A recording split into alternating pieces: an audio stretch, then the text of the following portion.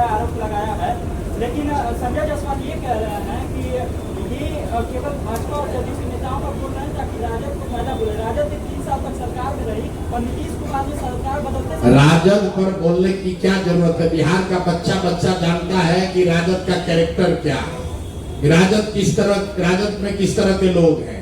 सब जानता है कि ये लोग चोरी, बदमाशी, भ्रष्टाचार, अपहरण, रंगदारी, कट्टाबाजी, जमीन कब्जा, यही ये सब करता है। उन पर आरोप लगा, उनको जेल हुई, वो आज चुनाव नहीं लड़ सकते हैं, वो सत्ता से हटा दिए गए। लेकिन भाई जो लोग सत्ता में बैठा है वो इसलिए तो नहीं बच सकते हैं कि राजद वाले बहुत खराब है। तुम तो भाई उनसे भी ज्यादा खराब हो। किसका? मेरे भाई ऐसा है, आप ही लोग कहते हैं मोदी इतने शक्तिशाली लोकप्रिय प्रधानमंत्री हैं। कुछ लोगों ने कहा अमित शाह, तो आप सीमा का सुरक्षा किसके हाथ में है? आपके हाथ में तो नहीं है, हमारे हाथ में भी नहीं है। सीमा के सुरक्षा, घुसपैठियों का आना और नहीं आना केंद्र सरकार के हाथ में है। बीएसएफ किसके हाथ में है? गृह मंत्री के अधीन है। तो 15 साल से सरकार किसकी है? तो पहले ये बताएं कि ये शरणार्थी 15 वर्ष पहले आया था कि अभी आया है? अगर अभी आया है तो सीधा दोष लगेगा भैया अमित शाह पर, मोदी पर और नीतीश कुमार पर। और अगर पहले आया था तो 15 साल से तुम कर क्या रहे हो? तुम तो रोज कह रहे हो हिंदुओं को बेवकूफ बना रहे हो कि सारे शरणार्थियों को, रोहिंग्या को मार के भगा देंगे। तो 15 साल से भगाए क्यों नहीं? आपके रहते हुए किशनगंज में बांग्लादेश से आदमी आके रह रहा है और आपको पता नहीं चल रहा है। तो मानो कि तुम इतने कमजोर गृह मंत्री हो कि तुम्हारे अंदर सीमाएं सुरक्षित नहीं है। आपको क्या लगता है? ये आप बताइए, बिहार में शरणार्थी मुद्दा है कि रोजगार मुद्दा है? बिहार में अब आप लोग कहिएगा क्या 2-3 को लेकर आए हैं, इसलिए कि आप लोग कहते हैं कि भैया आप रोज करेंगे तो कहेगा भाई रोज पत्रकारिता कर रहे हैं। इतना चोर है यहाँ, इतना दस्तावेज आ गया है कि एक ही बार सोचे कि चारों को कर दिया जाए। जो 4 यहाँ के शीर्षस्थ नेता हैं एनडीए के, दिलीप जायसवाल, मंगल पांडे, सम्राट चौधरी, अब आ जाइए यहाँ के भ्रष्टतम नेता सर्वदलीय अशोक चौधरी, माननीय मुख्यमंत्री नीतीश कुमार के दाहिने हाथ। इनका हालत देखिए, ये तो आदमी पूरे बिहार में रिकॉर्ड बना दिया भ्रष्टाचार का। हम लोग अभी तक सुनते आए हैं कि लालू जी बेनामी प्रॉपर्टी खरीदते थे। अब इनका देखिए बेनामी प्रॉपर्टी का हालत। ये दस्तावेज इतना है कि जैसा मुन्ना जी बता रहे हैं कि समेटते समेटते हम लोग थक गए कि भाई कितना भेजोगे। हमने अब कह दिया भाई और जमीन का कागज मत भेजो। भाई साहब के एक पीए हैं, पीए थे दत्त साहब, योगेंद्र दत्त, नाम याद रखिए। अशोक चौधरी के पीए योगेंद्र दत्त 2019 में, जरा कागज 2019 में अशोक चौधरी जी ने 34 लाख रुपया में योगेंद्र दत्त के नाम पर विक्रम में 1 एकड़ जमीन, करीब 1 एकड़ जमीन, 0.7 एकड़, 23 कट्ठा जमीन इन्होंने खरीदा। 76 डिसमिल जमीन है जो 23-23 कट्ठा होता है, करीब 0.7 एकड़। विक्रम में 34 लाख में जमीन खरीदा गया योगेंद्र दत्त के नाम पर, जो उस समय अशोक चौधरी के पीए थे। अब सुनिए इसमें कहानी। 2 बरस के बाद दत्त साहब ने वो जमीन ट्रांसफर रजिस्ट्री कर दिया अशोक चौधरी के बेटी और अभी के सांसद सांभवी चौधरी के नाम पर 34 लाख रुपया में। इसका डीड है, ये डीड आपको जारी करेंगे, आप देख लीजिएगा। अब इसमें नई बात, अच्छी बात क्या है? नई बात क्या है? 34 लाख रुपया में जो दत्त साहब ने जमीन खरीदी थी और यहां रजिस्ट्रार ऑफिस में लिखा गया 34 लाख रुपए में दत्त बेच रहे हैं जमीन सांभवी चौधरी को, और 1 दत्त साहब को पैसा कितना गया बैंक से? 10 लाख रुपया। वो बैंक का अकाउंट डिटेल है, जरा दीजिए, तारीख आपको बता देते हैं कि 2 साल के बाद जो जमीन अशोक चौधरी ने अपने पीए के नाम पर खरीदी थी, वही जमीन वापस 2 वर्ष के बाद अपने बेटी के नाम पर लिखवा लिया और 34 लाख के रुपए के जमीन के एवज में अशोक चौधरी ने दत्त साहब को 10 लाख रुपया बैंक से भेजा। यहां तक भी बात ठीक है भाई, ये कह सकते हैं कि हम बाद में पैसा दिए होंगे। इसी बीच इनकी बेटी चुनाव लड़ने चली गई, तो इनकम टैक्स ने इनको नोटिस किया कि भाई आपकी जो प्रॉपर्टी है वो 34 लाख की है और बैंक में आप सिर्फ 10 लाख रुपया दिखा रहे हैं, बाकी का पैसा कहां है? तो 10 लाख जमीन इनकी रजिस्ट्री हुई है। उसके एक दिन बाद, तारीख नोट कर लीजिए, 20 फरवरी 2021 को 10 लाख रुपया इन्होंने अपने पीए के अकाउंट में डाला है। अकाउंट यहां पर डिटेल आपको दे देंगे। और 34 लाख रुपए का जमीन वापस इनसे ले लिया। जब इनकम टैक्स ने नोटिस रेज किया कि जमीन है 34 लाख का और अकाउंट में सिर्फ 10 लाख रुपया ही दिख रहा है, तो 4 वर्ष के बाद 27 अप्रैल 2025 को जमीन लिखवाया है 2021 में। इनका क्रेडिबिलिटी देखिए, जमीन रजिस्ट्रार ने लिख दिया। आप हम जाते हैं उसको खड़ा करके पूछता है भैया कहां है रुपया, कहां दिए? ये 19 में इन्होंने बेनामी जमीन खरीदी पीए के नाम पर, 21 में उस जमीन को वापस अपने बेटी के नाम पर लिखवाया। 10 लाख रुपया का ट्रांजैक्शन हुआ। जब इनकम टैक्स ने नोटिस रेज किया तो भाई साहब ने जान बचाने के लिए 27 अप्रैल 2025 को, मतलब बेटी के एमपी बनने के बाद 25 लाख रुपया दत्त को, मिस्टर दत्त को फिर इन्होंने बैंक से ट्रांसफर किया।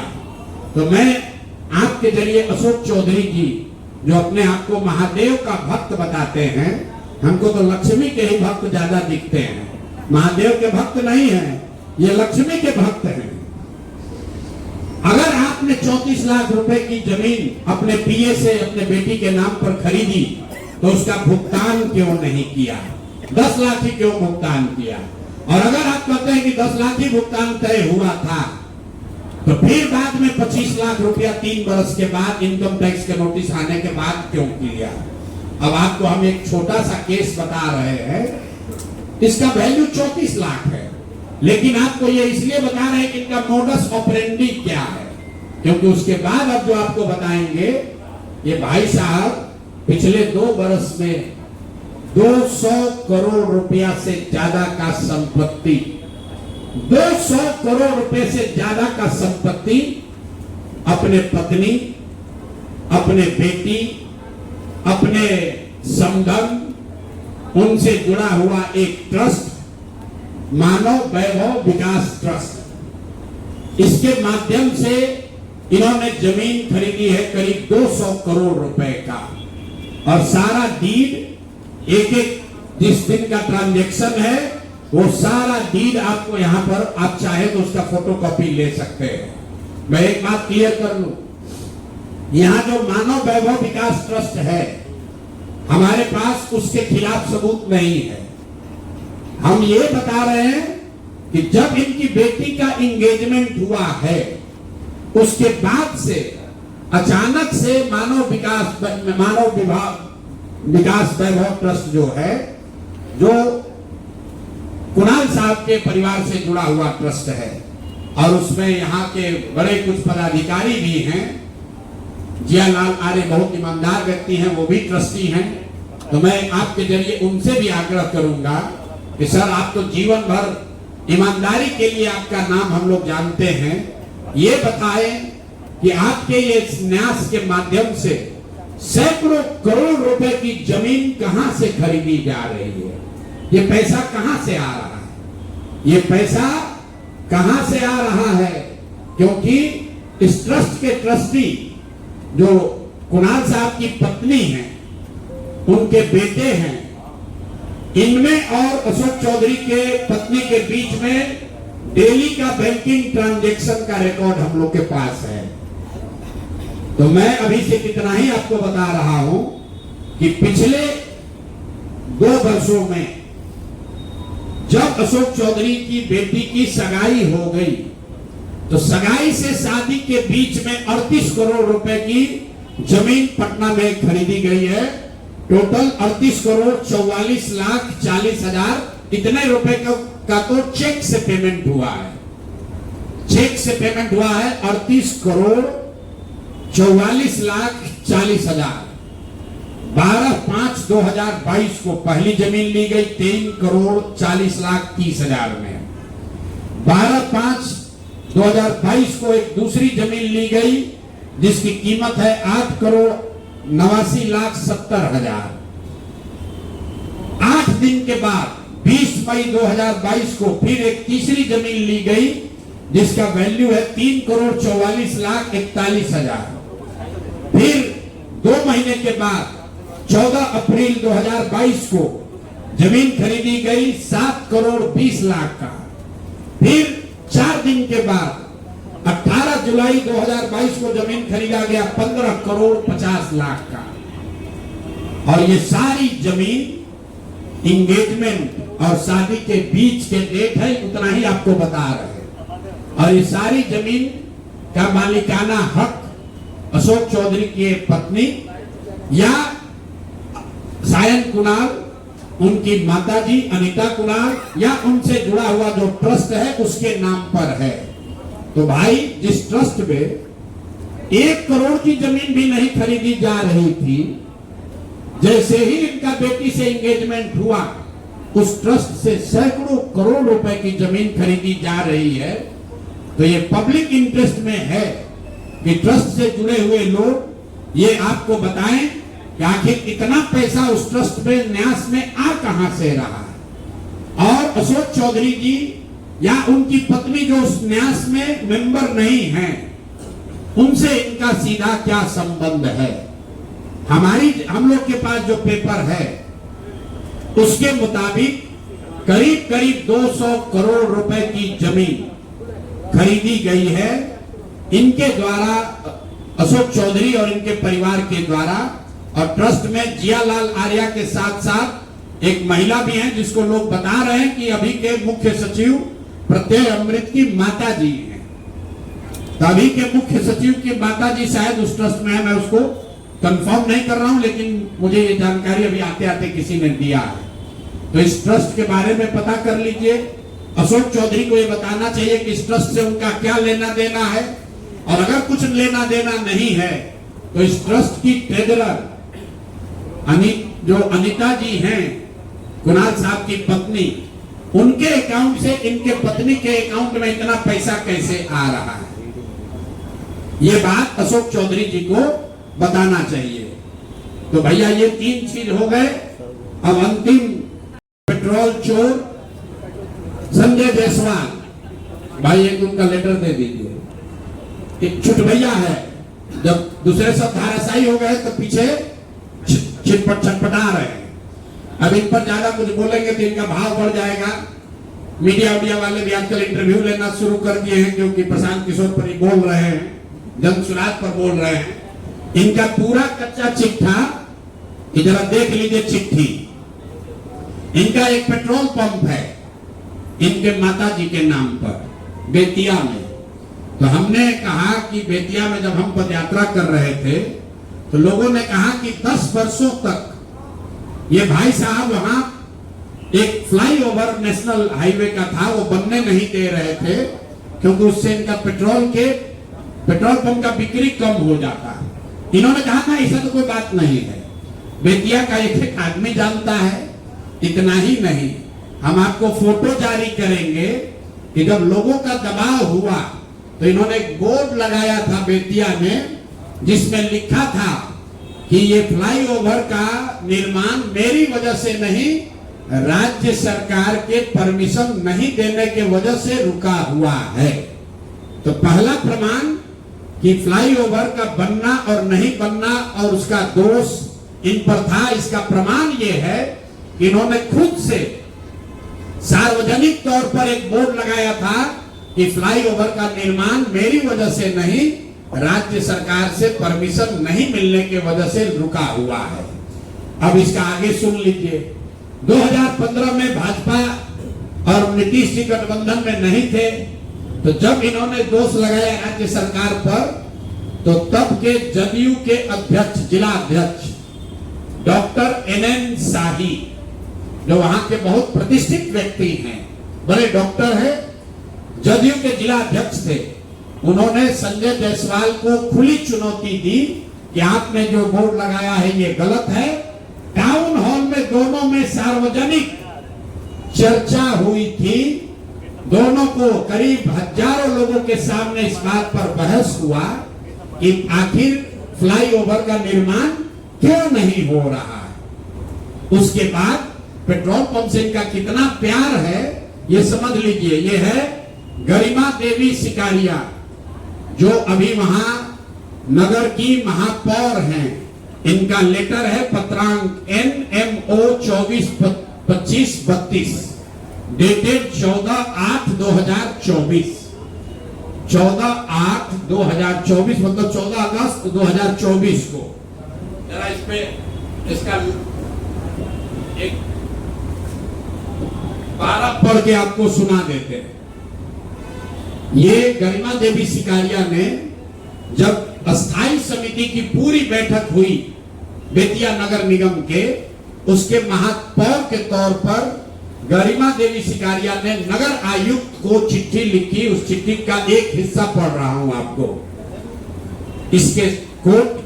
इसके साथ ही अस्थाई समिति की संपन्न बैठक 13/11/2023 पहली बैठक, 28/2/2024 दूसरी बैठक, 29/6/2024 तीसरी बैठक, 24/7/2024 चौथी बैठक और 4/7/2024 5 बैठकों में छावनी स्थित, छावनी उस इलाके का नाम है, छावनी स्थित पेट्रोल पंप को, जो जो संजय जायसवाल के भाई का पेट्रोल पंप है, इन्हीं का पेट्रोल पंप है, इनके पिताजी के समय का है, इनके भाई के नाम पर है। सुनिए क्या लिखा हुआ है। छावनी स्थित पेट्रोल पंप को ईंधन के अत्यधिक बिल एवं भ्रष्टाचार को देखते हुए पेट्रोल पंप बदलने का निर्णय लिया गया था और साथ ही ये तय किया गया था कि 15 अगस्त के बाद समिति के निर्णय के बाद जो भी वहां पर भुगतान पेट्रोल बिका है उस सब के भुगतान पर पूर्णतः रोक लगाया जाए। ऐसा इसलिए किया गया कि वहां नगर निगम के सफाई की गाड़ियों के बिल के नाम पर 5 करोड़ रुपया मंथ वाइज आपको ये जारी कर रहे हैं। 5 करोड़ रुपया, 5 करोड़ 86,67,033 रुपए का इन्होंने भुगतान उस पेट्रोल पंप को नगर निगम ने किया है। और अस्थाई कमेटी के 5 बैठकों में ये पाया गया कि ये ज्यादातर भुगतान फर्जी है, गलत है, ज्यादा बढ़ा कर लिया जा रहा है। अस्थाई कमेटी के अभी की महापौर गरिमा सिकारिया ने नगर आयुक्त को लिखा कि भाई 5 बैठक में निर्णय हो गया कि इस पेट्रोल पंप से हम लोग को तेल नहीं लेना है, इसका भुगतान 15 अगस्त से बंद कर दिया जाए। उसके बावजूद ये अफसरों पर दबाव बनाकर नगर के अधिकारियों के साथ मिलकर सारा जो वहां नगर निगम का सरकारी गाड़ी है, जो सरकारी तेल की खरीद होती है, वो इसी पेट्रोल पंप से कराते हैं और 10 लीटर तेल बिकता है, 20 लीटर का वाउचर बनाता है। ये पेट्रोल चोर फेसबुक पर पोस्ट कर रहा है। कहा हमको कि हिंद महासागर में जाएगा, हिंद महासागर में जाओ या लाल सागर में जाओ, मेरा नाम प्रशांत महासागर है, इसमें डूबोगे तो कहीं पता नहीं चलेगा कहां जाओगे। और इनको अंतिम बार कह रहे हैं, आज इतने पर इनको छोड़ रहे हैं। पेट्रोल चोर हो, तुम्हारी औकात इतनी है, इतने पर रहो। अपने से ऊंचा उछलने की कोशिश मत करो। भाषा का विषय का ज्ञान नहीं है, न शकल न सूरत, और बड़ा बड़ा बात कर रहे हैं। बात करता है बाप दादा के। आपके पिताजी बहुत बड़े सज्जन व्यक्ति थे। मदन जायसवाल जी का बहुत इज्जत है, आपकी इज्जत कुछ नहीं है। आप भाजपा छोड़कर भाग गए थे, राजद में चुनाव लड़ा, 5,500 वोट आया। सुधीर शर्मा जी बैठे हैं, कहानी बताएंगे, हैं? सुन लीजिए, मदन जायसवाल जी बड़े व्यक्ति थे, और ये आदमी पेट्रोल का वाउचर चोरी करने वाला हम पर उंगली उठाएगा। हिंद महासागर में जाओ, डूब लो। और अभी आए थे अमित शाह जी, उनको पेपर दे दो, ईडी सीबीआई का छापा डलवा देना, हमको पकड़ लेना, यही खड़े हैं। कहा है ना कि हमको जेल भिजवाएंगे। 7 जन्म लगेगा ना, तो प्रशांत किशोर का हाथ नहीं पकड़ पाओगे। जेल भिजवाना तो बहुत बड़ी बात है। तो भैया तेल का चोरी करते हो, इतने पर रहो, इससे ज्यादा चोरी करने का औकात भी तुम्हारा नहीं है। अब बाकी तो देखिए बड़ा बड़ा औकात वाला है कि उसे 100 करोड़ रुपया लूटा। तुम तो पेट्रोल का फर्जी वाउचर बनाते हो। तो भैया यही काम करो, इतने पर रहो। बहुत बहुत धन्यवाद। संजय जायसवाल जी पर मैं चाहूंगा 2 मिनट। सुधीर जी उनके पुराने कोलीग हैं मदन जायसवाल जी के, इनसे जरा भी सुन लीजिए। हैं कि मेरा जन्म बक्सर में हुआ है, वो आदमी को ये भी नहीं पता है मेरा जन्म बक्सर में नहीं हुआ है, रोहतास में हुआ है, करगहर में हुआ है, वो भी उसको नहीं मालूम है। जिस हिंद महासागर की बात कर रहा है, तो भैया हिंद महासागर को डूबो, ऑस्ट्रेलिया जाएगा, तमिलनाडु जाएगा। भाई आपकी सरकार है बिहार में, और लोग मानते हैं कि भैया नरेंद्र मोदी का नारा है कि न खाएंगे न खाने देंगे। आप इतने बड़े नेता हैं, आपके पास सबूत मिल गया है, तो पत्रकारों को काहे दे रहे हो? कल अमित शाह आए थे, उन्हीं को दे देते सबूत। आज हमको ईडी सीबीआई से छापा करके पकड़वा लो, पता चल जाएगा कि किसके पास कितना पैसा है। तो ये फालतू की बात है, ये हमारी गलती है कि इन पर बोलकर वो कीचड़ में कंकड़ फेंकिएगा तो अपना ही शरीर गंदा होगा। तो मैं अब कैमरे में ये भी मान लिया कि हमने हमारी गलती हो गई, कैसे तेल चोर से हमने बात कर दी। देखिए हम ऐसे बात करते नहीं हैं। हम विद्या में 3 साल पहले पैदल चले, लोगों ने उस समय कहा हमने छोड़ो यार क्या इस पर बोलेंगे। लेकिन जब दिलीप जायसवाल पर बात हो रही थी तो बीच में आदमी उछल कर आ गया, और यही फेसबुक पर टीका टिप्पणी करते थे। तो नीतीश कुमार ने इसको अध्यक्ष से हटवाया था, भाजपा के अध्यक्ष से नीतीश जी ने हटवाया था। फेसबुक पर लिखता था जदयू को तोड़ देंगे, सरकार बना लेंगे, सोचता था मुख्यमंत्री बन जाएंगे। यही है ना भाई, 60 किलोग्राम वजन है, 80 किलोग्राम में जाकर लड़ोगे तो मार देंगे लोग, मुंह हाथ टूट जाएगा। तो जिस वर्ग में हो उसी वर्ग में लड़ाई लड़ो तो अच्छा लगेगा। बाकी आपके जो बड़े यहाँ नेता हैं, आपके दिलीप जायसवाल जी हैं, मूर्छित होकर गिरे हुए हैं, उनको उठाइए। जो मंगल पांडे जी हैं उनको बताइए कि बता दें कि 2 करोड़ 12 लाख कहां से लाए हैं पैसा। जो हेलीकॉप्टर वाला नेता है सर्वदलीय अशोक चौधरी, ये बता दे कि 200 करोड़ रुपया का संपत्ति खरीदा है कि नहीं खरीदा है। और सम्राट चौधरी जो डिप्टी सीएम है वो बता दे कि भैया हर 2 वर्ष पर तुम अपना नाम काहे बदलते हो भाई। सम्राट कुमार मौर्य हुए, मर्डर का इल्जाम लगा तो नाम बदल के राकेश कुमार कर लिए। राकेश कुमार नाम हुआ, उसमें फिर पकड़े गए तो बदल के सम्राट राकेश कुमार और सम्राट चौधरी कर लिया, और फिर राकेश कुमार को गायब कर दिया, अब सम्राट चौधरी है। ये सबसे बड़ी जो बात है, ये सारे लोग राजद के लोग हैं। आप ध्यान से देखिए, वो चाहे दिलीप जायसवाल हो, वो चाहे संजय जायसवाल हो, या फिर अशोक चौधरी हो, ये भाजपा के लोग नहीं है, भाजपा में बाद में आए हैं। ये सब ओरिजिनल एक ही थैली के चट्टे बट्टे हैं। तो मैंने पिछली बार कहा था कि आज की भाजपा कैलाशपति मिश्रा की भाजपा नहीं है, ये गोविंदाचार्य वाली भाजपा नहीं है, ये ताराकांत झा की भाजपा नहीं है, ये जिन लोगों ने पसीना बहाकर भाजपा बनाया उसकी भाजपा नहीं है। तो जितने लोग एनडीए को वोट दे रहे हैं बिहार में, भाई देख लो, ये सब रंगा सियार है, ये सब राजद का गुंडा बदमाश लुटेरा है, जो आज भाजपा में बैठ के अपना चाल चरित्र चेहरा सुधारने की कोशिश कर रहा है। और भाजपा का दोष ये है कि ऐसे ही लोगों को रखकर सामने ये कंबल ओढ़कर घी पी रहे हैं, पूरा बिहार को लूट रहे हैं। अब आपका कोई सवाल होगा तो जो लोग यहाँ मंच पर बैठे हैं सब आप किसी से सवाल कर सकते हैं। विधानसभा में बहाली को लेकर सवाल उठ रहा है। बताइए भाई मुन्ना जी, बहाली के एक्सपर्ट यही है। 400 अभी बहाली हो रहा है और 400 बहाली पैरवी पर हर एक दल के नेता प्रतिपक्ष के भी लोग हैं उसमें, और कोई दल नहीं बचा हुआ है जिनका उसमें बहाली कोटा नहीं दिया गया है। लेकिन जो बहाली हुआ है वो बड़े पैमाने पर पैसा का उगाही किया गया है। इतना ही नहीं, 2020 में भी जब बहाली हुई थी 300 से ज्यादा पद पर, उसमें भी बड़े पैमाने पर पैसा वसूला गया था। विधान परिषद में महाराष्ट्र के लोग बहाली हो रहे हैं। ये इस तरह से पूरा विधानसभा और विधान परिषद जो संवैधानिक पद पर लोग बैठे हुए हैं उसने उसको तार तार कर दिया है और एक तरह से बिहार के नौजवानों के साथ भविष्य खिलवाड़ किया जा रहा है, उसके साथ धोखा दे रहा है।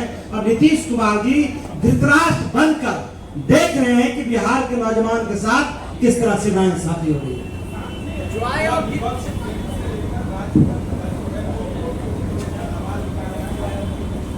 कौन चुप है? हर दिन कहा गया, जब सुप्रीम कोर्ट ने निर्णय दे दिया और जितनी मांग उठाई गई, सुप्रीम कोर्ट ने कह दिया कि आधार को डॉक्यूमेंट मान लिया जाए, तो फिर कहां मामला बनता है? भाई राहुल गांधी बिहार के लिए नहीं कहेंगे, वो राहुल गांधी ने कल जो मामला उठाया है वो कर्नाटक का मामला है, वो बिहार का मामला नहीं है। और हम लोग बिहार के चुनाव को देख रहे हैं, हम लोग बिहार को देख रहे हैं। ये प्रयास है कि मोदी जी आए तो राहुल गांधी को गाली दे, राहुल गांधी आए मोदी जी को गाली दे, बिहार की बात कोई ना करे। आप बताइए, मोदी जी 5 बार आए, एक बार भी बताया कि बिहार में बाढ़ की स्थिति क्या है?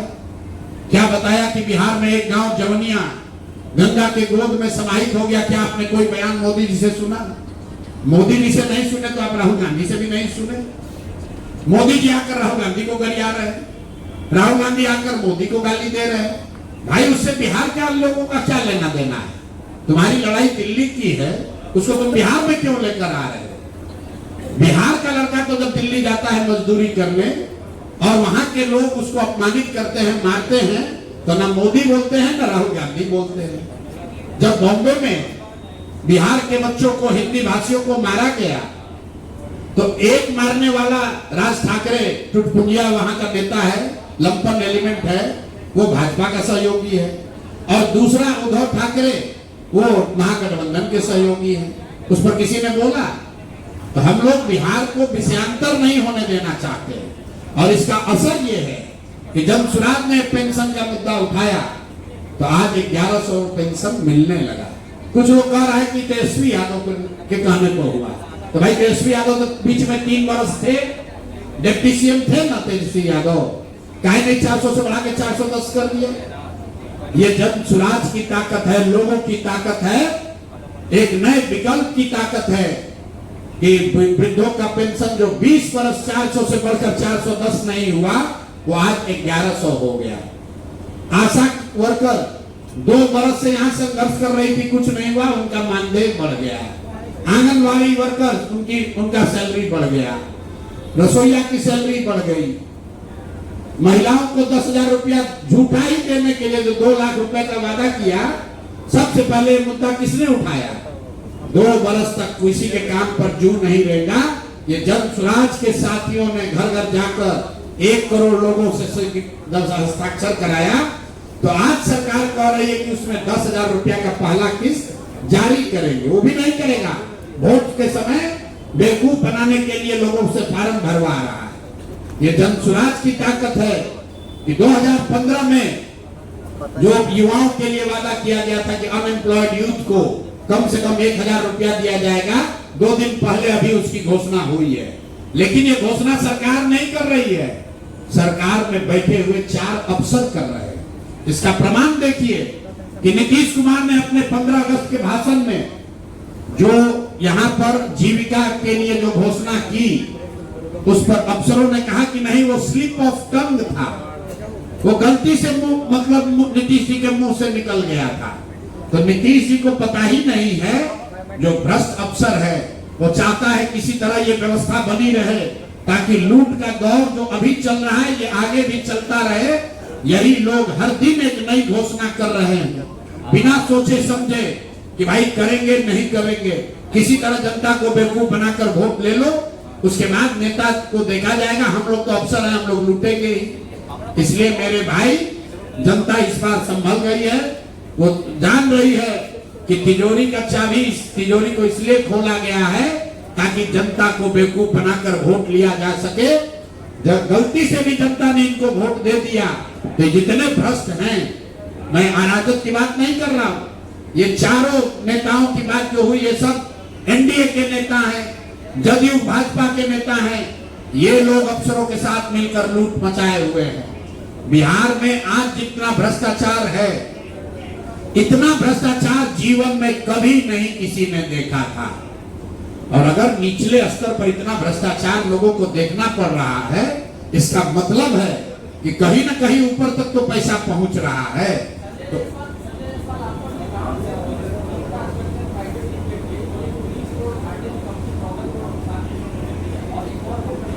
आप पहले आपका भी ट्रेनिंग आरएसएस में हुआ है, आपको उत्तर दे देते हैं। जिस संजय जैसे बोले ना कि आपको समझ में नहीं आएगा और आपके नेताओं को भी समझ में नहीं आएगा, जिस राम सेतु पुल की वो रामकी की बात कर रहे हैं, भैया सब लोग नोट कीजिए, हमको संजय जायसवाल पूछते हो। रामकी जो है अयोध्या राम रेड्डी इस संसद में डिक्लेयर्ड देश के सबसे ज्यादा पैसे वाले सांसद हैं, जिनका डिक्लेयर्ड वेल्थ संसद के रिकॉर्ड में देख लेना 750 करोड़ है। कितना है? 750 करोड़। तो वो जो डोनेशन है वही अयोध्या राम रेड्डी ने दिया है। जो मैं बात रोज कहता हूं कि हमको पैसा वो देते हैं जिनको हमने कभी मदद की है। और अयोध्या राम रेड्डी वाईएसआरसीपी के एमपी हैं।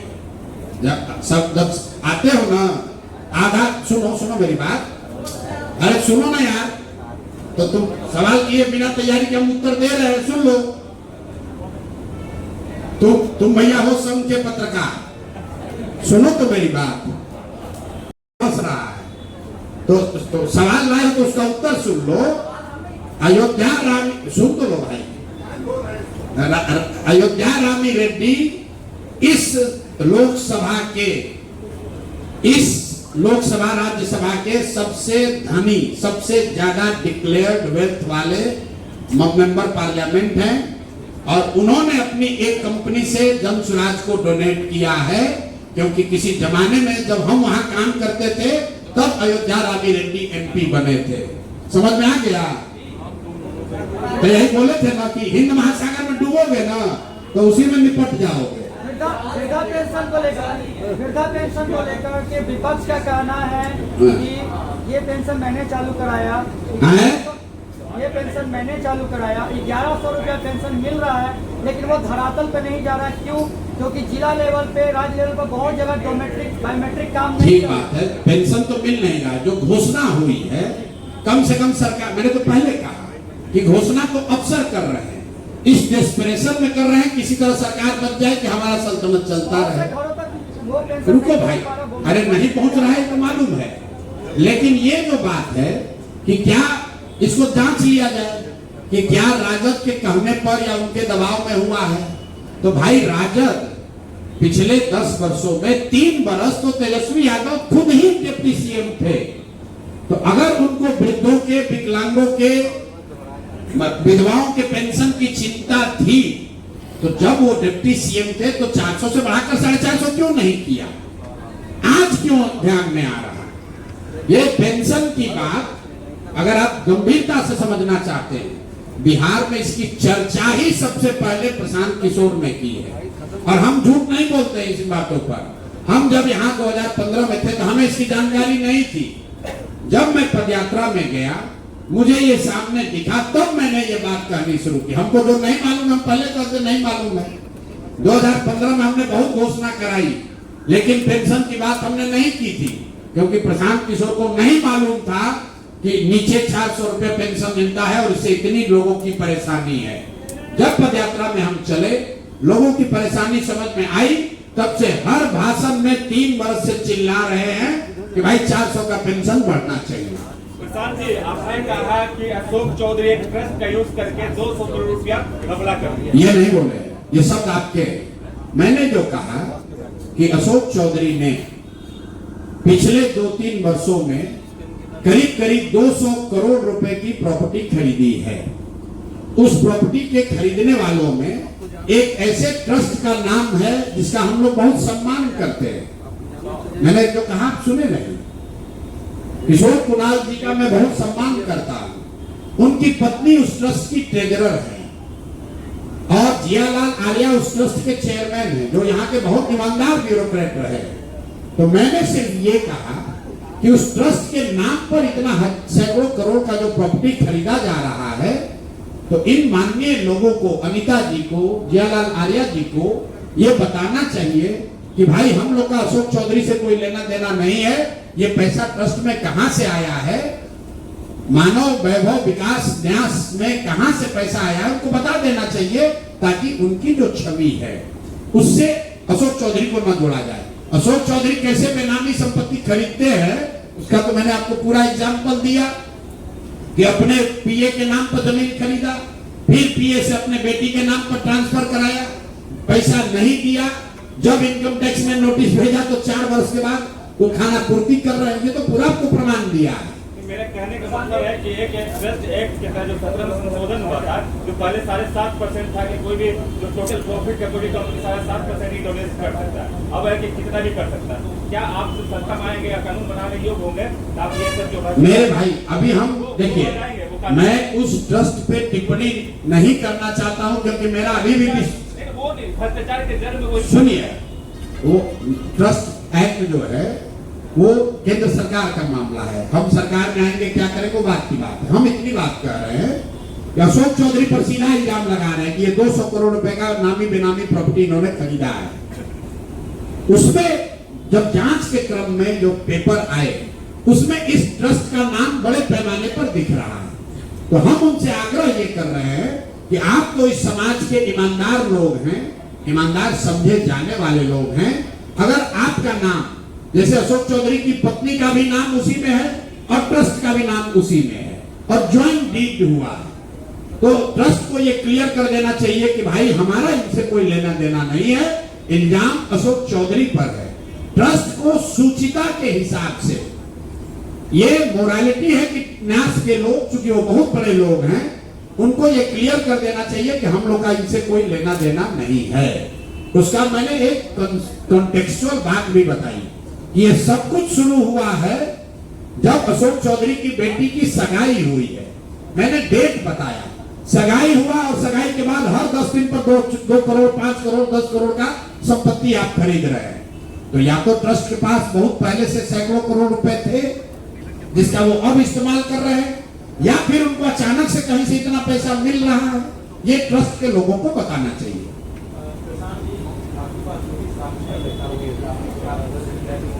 न कोर्ट में, जनता के कोर्ट में है। हमने पहले कहा हम लोग कोई इन्वेस्टिगेटिंग एजेंसी नहीं है।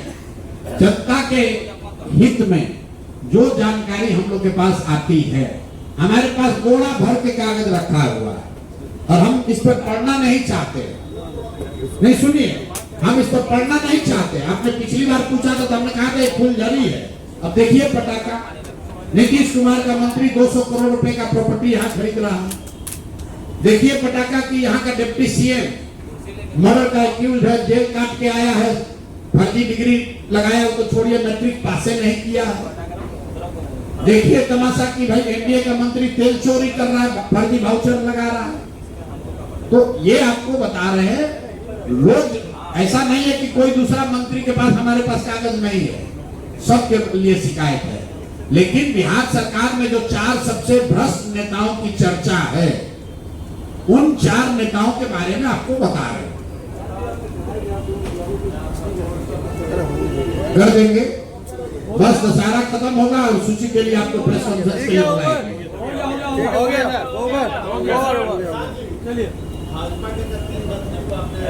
भाजपा और जदयू मना कर रहा है। अब आप बता दीजिए जदयू में किसका सुनना चाहते हैं आप लोग पत्रकार लोग बता दीजिए, उसी का अगली बार जारी कर दिया जाएगा। अब आप हम लोग तो पब्लिक डिमांड पर बताते हैं। लोग कहते हैं भैया मंगल पांडे के बारे में बोलिए, बहुत चोरी कर रहा है, तो बता रहे हैं।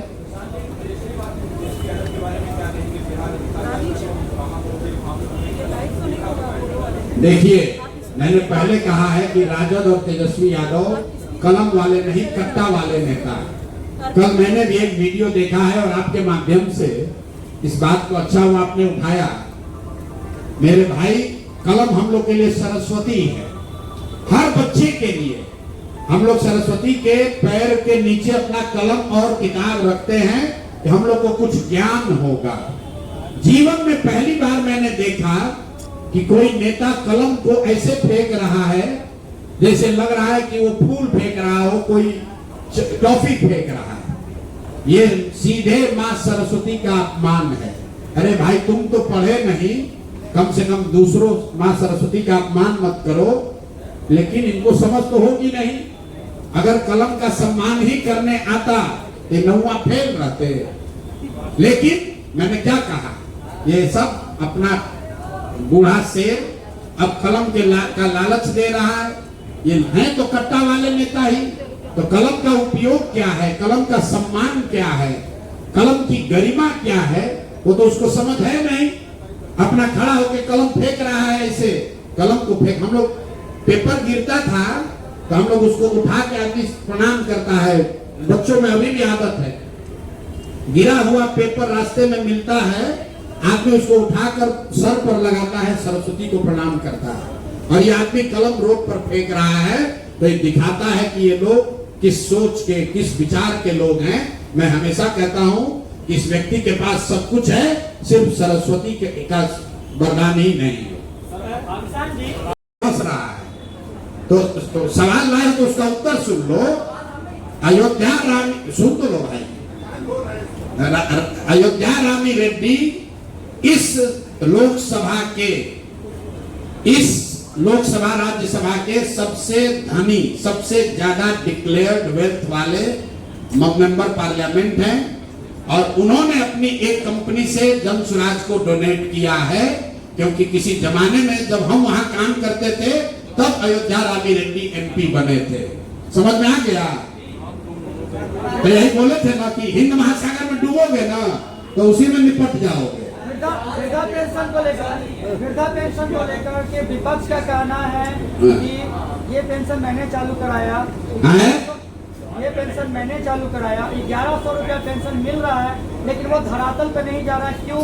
क्योंकि जिला लेवल पे, राज्य लेवल पे बहुत जगह बायोमेट्रिक काम नहीं। ठीक बात है, पेंशन तो मिल नहीं रहा। जो घोषणा हुई है, कम से कम सरकार, मैंने तो पहले कहा कि घोषणा तो अफसर कर रहे हैं, इस डेस्परेशन में कर रहे हैं किसी तरह सरकार बन जाए कि हमारा सल्तनत चलता रहे। रुको भाई, अरे नहीं पहुंच रहा है तो मालूम है। लेकिन ये जो बात है कि क्या इसको जांच लिया जाए कि क्या राजद के कहने पर या उनके दबाव में हुआ है। तो भाई, राजद पिछले 10 वर्षों में 3 वर्ष तो तेजस्वी यादव खुद ही डिप्टी सीएम थे। तो अगर उनको वृद्धों के, विकलांगों के, विधवाओं के पेंशन की चिंता थी, तो जब वो डिप्टी सीएम थे तो 400 से बढ़ाकर 450 क्यों नहीं किया? आज क्यों ध्यान में आ रहा? ये पेंशन की बात अगर आप गंभीरता से समझना चाहते हैं, बिहार में इसकी चर्चा ही सबसे पहले प्रशांत किशोर ने की है। और हम झूठ नहीं बोलते इस बातों पर। हम जब यहाँ 2015 में थे तो हमें इसकी जानकारी नहीं थी। जब मैं पदयात्रा में गया, मुझे ये सामने दिखा, तब मैंने ये बात कहनी शुरू की। हमको जो नहीं मालूम, हम पहले कहते नहीं मालूम है। 2015 में हमने बहुत घोषणा कराई, लेकिन पेंशन की बात हमने नहीं की थी, क्योंकि प्रशांत किशोर को नहीं मालूम था कि नीचे 400 रुपए पेंशन मिलता है और इससे इतनी लोगों की परेशानी है। जब पदयात्रा में हम चले, लोगों की परेशानी समझ में आई, तब से हर भाषण में 3 वर्ष से चिल्ला रहे हैं कि भाई 400 का पेंशन बढ़ना चाहिए। प्रशांत जी, आपने कहा कि अशोक चौधरी एक ट्रस्ट का यूज करके 200 करोड़ रुपया घपला कर दिया। ये नहीं बोले, ये शब्द आपके। मैंने जो कहा कि अशोक चौधरी ने पिछले 2-3 वर्षों में करीब 200 करोड़ रुपए की प्रॉपर्टी खरीदी है। उस प्रॉपर्टी के खरीदने वालों में एक ऐसे ट्रस्ट का नाम है जिसका हम लोग बहुत सम्मान करते हैं। मैंने जो कहा आप सुने नहीं, किशोर कुणाल जी का मैं बहुत सम्मान करता हूं। उनकी पत्नी उस ट्रस्ट की ट्रेजरर है और जियालाल आर्या उस ट्रस्ट के चेयरमैन है, जो यहाँ के बहुत ईमानदार ब्यूरोक्रेट रहे। तो मैंने सिर्फ ये कहा कि उस ट्रस्ट के नाम पर इतना सैकड़ों करोड़ का जो प्रॉपर्टी खरीदा जा रहा है, तो इन माननीय लोगों को, अनिता जी को, जियालाल आर्या जी को ये बताना चाहिए कि भाई हम लोग का अशोक चौधरी से कोई लेना देना नहीं है। ये पैसा ट्रस्ट में कहां से आया है, मानव वैभव विकास न्यास में कहां से पैसा आया है, उनको बता देना चाहिए, ताकि उनकी जो छवि है उससे अशोक चौधरी को न जोड़ा जाए। अशोक चौधरी कैसे बेनामी संपत्ति खरीदते हैं उसका तो मैंने आपको पूरा एग्जाम्पल दिया कि अपने पीए के नाम पर जमीन खरीदा, फिर पीए से अपने बेटी के नाम पर ट्रांसफर कराया, पैसा नहीं दिया, जब इनकम टैक्स ने नोटिस भेजा तो 4 वर्ष के बाद वो खाना पूर्ति कर रहे हैं। ये तो पूरा आपको प्रमाण दिया है। मेरा कहने का मतलब है कि एक अरेस्ट एक्ट के तहत जो 17 में संशोधन हुआ था, जो पहले 7.5% था कि कोई भी जो टोटल प्रॉफिट का कोई कंपनी 7.5% ही डोनेट कर सकता है, अब है कि कितना भी कर सकता है। क्या आप जो सत्ता में आएंगे या कानून बनाने योग्य होंगे, आप ये सब जो मेरे भाई अभी हम देखिए, मैं उस ट्रस्ट पे टिप्पणी नहीं करना चाहता हूं क्योंकि मेरा अभी भी भ्रष्टाचार के जड़ में सुनिए, वो ट्रस्ट एक्ट जो है वो केंद्र सरकार का मामला है। हम सरकार में आएंगे क्या करें वो बात की बात है। हम इतनी बात कर रहे हैं कि अशोक चौधरी पर सीधा इल्जाम लगा रहे हैं कि ये 200 करोड़ रुपए का नामी बेनामी प्रॉपर्टी इन्होंने खरीदा है। उसमें जब जांच के क्रम में जो पेपर आए उसमें इस ट्रस्ट का नाम बड़े पैमाने पर दिख रहा है। तो हम उनसे आग्रह ये कर रहे हैं कि आप तो इस समाज के ईमानदार लोग हैं, ईमानदार समझे जाने वाले लोग हैं, अगर आपका नाम जैसे अशोक चौधरी की पत्नी का भी नाम उसी में है और ट्रस्ट का भी नाम उसी में है और ज्वाइंट डीड हुआ है, तो ट्रस्ट को ये क्लियर कर देना चाहिए कि भाई हमारा इनसे कोई लेना देना नहीं है, इल्जाम अशोक चौधरी पर है। ट्रस्ट को सूचिता के हिसाब से ये मोरालिटी है कि न्यास के लोग, चूंकि वो बहुत बड़े लोग हैं, उनको ये क्लियर कर देना चाहिए कि हम लोग का इनसे कोई लेना देना नहीं है। उसका मैंने एक कॉन्टेक्सुअल बात भी बताई। ये सब कुछ शुरू हुआ है जब अशोक चौधरी की बेटी की सगाई हुई है। मैंने डेट बताया, सगाई हुआ और सगाई के बाद हर 10 दिन पर 2 करोड़ 5 करोड़ 10 करोड़ का संपत्ति आप खरीद रहे हैं। तो या तो ट्रस्ट के पास बहुत पहले से सैकड़ों करोड़ रुपए थे जिसका वो अब इस्तेमाल कर रहे हैं, या फिर उनको अचानक से कहीं से इतना पैसा मिल रहा है। ये ट्रस्ट के लोगों को बताना चाहिए।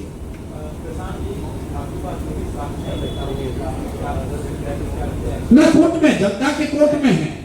हमने पहले कहा हम लोग कोई इन्वेस्टिगेटिंग एजेंसी नहीं है। जनता के हित में जो जानकारी हम लोग के पास आती है, हमारे पास बोरा भर के कागज रखा हुआ है और हम इस पर पढ़ना नहीं चाहते। नहीं सुनिए, हम इस पर पढ़ना नहीं चाहते। आपने पिछली बार पूछा था तो हमने कहा था एक फुलझड़ी है। अब देखिए पटाखा, नीतीश कुमार का मंत्री 200 करोड़ रुपए का प्रॉपर्टी यहाँ खरीद रहा है। देखिए पटाखा की यहाँ का डिप्टी सीएम मर्डर का एक्यूज है, जेल काट के आया है, फर्जी डिग्री लगाया, उसको छोड़िए मैट्रिक पास नहीं किया। देखिए तमाशा की भाई एनडीए का मंत्री तेल चोरी कर रहा है, फर्जी वाउचर लगा रहा है। तो ये आपको बता रहे हैं लोग, ऐसा नहीं है कि कोई दूसरा मंत्री के पास हमारे पास कागज नहीं है, सबके लिए शिकायत है। लेकिन बिहार सरकार में जो 4 सबसे भ्रष्ट नेताओं की चर्चा है, उन 4 नेताओं के बारे में आपको बता रहे हैं। कर देंगे, बस दशहरा खत्म होगा और सूची के लिए आपको प्रेस कॉन्फ्रेंस के लिए बुलाएंगे।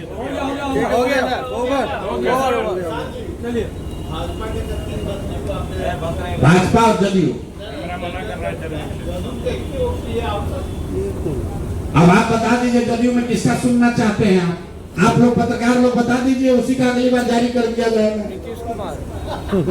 अब आप हम लोग तो पब्लिक डिमांड पर बताते हैं।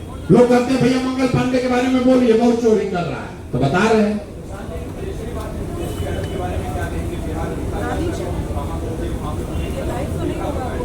देखिए मैंने पहले कहा है कि राजद और तेजस्वी यादव कलम वाले नहीं, कट्टा वाले नेता। कल मैंने भी एक वीडियो देखा है और आपके माध्यम से इस बात को अच्छा हुआ आपने उठाया। मेरे भाई, कलम हम लोग के लिए सरस्वती है। हर बच्चे के लिए हम लोग सरस्वती के पैर के नीचे अपना कलम और किताब रखते हैं कि हम लोग को कुछ ज्ञान होगा। जीवन में पहली बार मैंने देखा कि कोई नेता कलम को ऐसे फेंक रहा है जैसे लग रहा है कि वो फूल फेंक रहा हो, कोई टॉफी फेंक रहा है। ये सीधे मां सरस्वती का अपमान है। अरे भाई, तुम तो पढ़े नहीं, कम से कम दूसरों मां सरस्वती का अपमान मत करो। लेकिन इनको समझ तो होगी नहीं। अगर कलम का सम्मान ही करने आता ये नौवा फेल रहते। लेकिन मैंने क्या कहा, ये सब अपना बूढ़ा शेर अब कलम के का लालच दे रहा है। ये है तो कट्टा वाले नेता ही। तो कलम का उपयोग क्या है, कलम का सम्मान क्या है, कलम की गरिमा क्या है, वो तो उसको समझ है नहीं। अपना खड़ा होकर कलम फेंक रहा है ऐसे। कलम को फेंक, हम लोग पेपर गिरता था तो हम लोग उसको उठा के आदमी प्रणाम करता है। बच्चों में अभी भी आदत है, गिरा हुआ पेपर रास्ते में मिलता है, आदमी उसको उठाकर सर पर लगाता है, सरस्वती को प्रणाम करता है। और ये आदमी कलम रोड पर फेंक रहा है तो ये दिखाता है कि ये लोग किस सोच के, किस विचार के लोग हैं। मैं हमेशा कहता हूं कि इस व्यक्ति के पास सब कुछ है, सिर्फ सरस्वती का वरदान ही नहीं है। हंस रहा है तो सवाल लाए तो उसका उत्तर सुन लो। अयोध्या रामी, सुन तो लो भाई। अयोध्या रामी रेड्डी इस लोकसभा राज्यसभा के सबसे धनी, सबसे ज्यादा डिक्लेयर्ड वेल्थ वाले मेंबर पार्लियामेंट हैं। और उन्होंने अपनी एक कंपनी से जन स्वराज को डोनेट किया है, क्योंकि किसी जमाने में जब हम वहां काम करते थे तब अयोध्या रामी रेड्डी एमपी बने थे। समझ में आ गया? तो यही बोले थे ना कि हिंद महासागर में डूबोगे ना तो उसी में निपट जाओगे। वृद्धा पेंशन को लेकर के विपक्ष का कहना है कि ये पेंशन मैंने चालू कराया, ये पेंशन मैंने चालू कराया, 1100 रुपया पेंशन मिल रहा है, लेकिन वो धरातल पे नहीं जा रहा है। क्यों? क्योंकि जिला लेवल पे, राज्य लेवल पे बहुत जगह बायोमेट्रिक काम नहीं। ठीक बात है, पेंशन तो मिल नहीं रहा। जो घोषणा हुई है, कम से कम सरकार, मैंने तो पहले कहा कि घोषणा तो अफसर कर रहे हैं, इस डेस्परेशन में कर रहे हैं किसी तरह सरकार बच जाए कि हमारा सल्तनत चलता रहे। रुको भाई, अरे नहीं पहुंच रहा है तो मालूम है। लेकिन ये जो बात है कि क्या इसको जांच लिया जाए कि क्या राजद के कहने पर या उनके दबाव में हुआ है। तो भाई, राजद पिछले 10 वर्षों में 3 बरस तो तेजस्वी यादव खुद ही डिप्टी सीएम थे। तो अगर उनको वृद्धों के, विकलांगों के, विधवाओं के पेंशन की चिंता थी तो जब वो डिप्टी सीएम थे तो 400 से बढ़ाकर 450 क्यों नहीं किया? आज क्यों ध्यान में आ रहा? ये पेंशन की बात अगर आप गंभीरता से समझना चाहते हैं, बिहार में इसकी चर्चा ही सबसे पहले प्रशांत किशोर ने की है। और हम झूठ नहीं बोलते इस बातों पर। हम जब यहाँ 2015 में थे तो हमें इसकी जानकारी नहीं थी। जब मैं पदयात्रा में गया, मुझे ये सामने दिखा, तब मैंने ये बात कहनी शुरू की। हमको जो नहीं मालूम, हम पहले कहते नहीं मालूम है। 2015 में हमने बहुत घोषणा कराई, लेकिन पेंशन की बात हमने नहीं की थी, क्योंकि प्रशांत किशोर को नहीं मालूम था कि नीचे 400 रुपए पेंशन मिलता है और इससे इतनी लोगों की परेशानी है। जब पदयात्रा में हम चले, लोगों की परेशानी समझ में आई, तब से हर भाषण में 3 वर्ष से चिल्ला रहे हैं कि भाई 400 का पेंशन बढ़ना चाहिए। प्रशांत जी, आपने कहा कि अशोक चौधरी एक ट्रस्ट का यूज करके 200 करोड़ रुपया घपला कर दिया। ये नहीं बोले, ये शब्द आपके। मैंने जो कहा कि अशोक चौधरी ने पिछले 2-3 वर्षों में करीब 200 करोड़ रुपए की प्रॉपर्टी खरीदी है। उस प्रॉपर्टी के खरीदने वालों में एक ऐसे ट्रस्ट का नाम है जिसका हम लोग बहुत सम्मान करते हैं। मैंने जो कहा आप सुने नहीं, किशोर कुणाल जी का मैं बहुत सम्मान करता हूं। उनकी पत्नी उस ट्रस्ट की ट्रेजरर है और जियालाल आलिया उस ट्रस्ट के चेयरमैन हैं, जो यहाँ के बहुत ईमानदार ब्यूरोक्रेट रहे।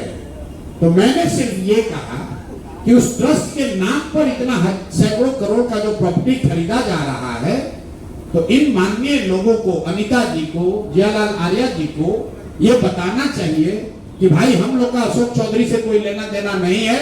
ये पैसा ट्रस्ट में कहां से आया है, मानव वैभव विकास न्यास में कहां से पैसा आया है, उनको बता देना चाहिए, ताकि उनकी जो छवि है उससे अशोक चौधरी को न जोड़ा जाए। अशोक चौधरी कैसे बेनामी संपत्ति खरीदते हैं उसका तो मैंने आपको पूरा एग्जाम्पल दिया कि अपने पीए के नाम पर जमीन खरीदा, फिर पीए से अपने बेटी के नाम पर ट्रांसफर कराया, पैसा नहीं दिया, जब इनकम टैक्स ने नोटिस भेजा तो 4 वर्ष के बाद वो खाना पूर्ति कर रहे हैं। ये तो पूरा आपको प्रमाण दिया है। मेरा कहने का मतलब है कि एक अरेस्ट एक्ट के तहत जो 17 में संशोधन हुआ था, जो पहले 7.5% था कि कोई भी जो टोटल प्रॉफिट का कोई कंपनी 7.5% ही डोनेट कर सकता है, अब है कि कितना भी कर सकता है। क्या आप जो सत्ता में आएंगे या कानून बनाने योग्य होंगे, आप ये सब जो मेरे भाई अभी हम देखिए, मैं उस ट्रस्ट पे टिप्पणी नहीं करना चाहता हूं, क्योंकि मेरा अभी भी भ्रष्टाचार के जड़ में कोई सुनिए, वो ट्रस्ट एक्ट जो है वो केंद्र सरकार का मामला है। हम सरकार में आएंगे क्या करें वो बात की बात है। हम इतनी बात कह रहे हैं कि अशोक चौधरी पर सीधा इल्जाम लगा रहे हैं कि ये 200 करोड़ रुपए का नामी बेनामी प्रॉपर्टी इन्होंने खरीदा है। उसमें जब जांच के क्रम में जो पेपर आए उसमें इस ट्रस्ट का नाम बड़े पैमाने पर दिख रहा है। तो हम उनसे आग्रह ये कर रहे हैं कि आप तो इस समाज के ईमानदार लोग हैं, ईमानदार समझे जाने वाले लोग हैं, अगर आपका नाम जैसे अशोक चौधरी की पत्नी का भी नाम उसी में है और ट्रस्ट का भी नाम उसी में है और ज्वाइंट डीड हुआ है, तो ट्रस्ट को ये क्लियर कर देना चाहिए कि भाई हमारा इनसे कोई लेना देना नहीं है, इल्जाम अशोक चौधरी पर है।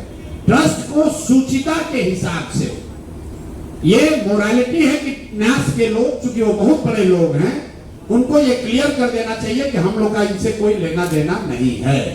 उसका मैंने एक कॉन्टेक्सुअल बात भी बताई। ये सब कुछ शुरू हुआ है जब अशोक चौधरी की बेटी की सगाई हुई है। मैंने डेट बताया, सगाई हुआ और सगाई के बाद हर 10 दिन पर 2 करोड़ 5 करोड़ 10 करोड़ का संपत्ति आप खरीद रहे हैं। तो या तो ट्रस्ट के पास बहुत पहले से सैकड़ों करोड़ रुपए थे जिसका वो अब इस्तेमाल कर रहे हैं, या फिर उनको अचानक से कहीं से इतना पैसा मिल रहा है। ये ट्रस्ट के लोगों को बताना चाहिए।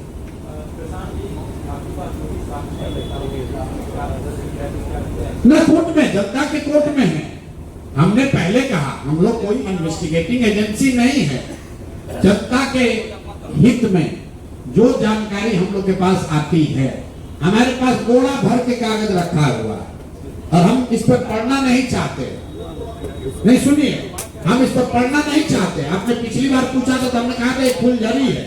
अब देखिए पटाखा, नीतीश कुमार का मंत्री 200 करोड़ रुपए का प्रॉपर्टी यहाँ खरीद रहा है। देखिए पटाखा की यहाँ का डिप्टी सीएम मर्डर का एक्यूज है, जेल काट के आया है, फर्जी डिग्री लगाया, उसको छोड़िए मैट्रिक पासे नहीं किया। देखिए तमाशा की भाई एनडीए का मंत्री तेल चोरी कर रहा है, फर्जी वाउचर लगा रहा है। तो ये आपको बता रहे हैं, लोग ऐसा नहीं है कि कोई दूसरा मंत्री के पास हमारे पास कागज नहीं है, सबके लिए शिकायत है। लेकिन बिहार सरकार में जो 4 सबसे भ्रष्ट नेताओं की चर्चा है, उन 4 नेताओं के बारे में आपको बता रहे हैं। कर देंगे, बस दशहरा खत्म होगा और सूची के लिए आपको प्रेस कॉन्फ्रेंस के लिए बुलाएंगे।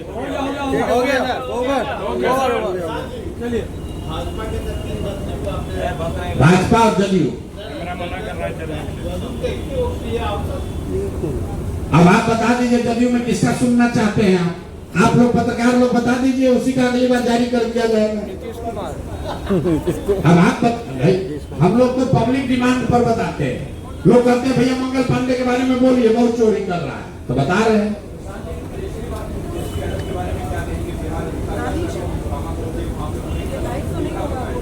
देखिए मैंने पहले कहा है कि राजद और तेजस्वी यादव कलम वाले नहीं, कट्टा वाले नेता।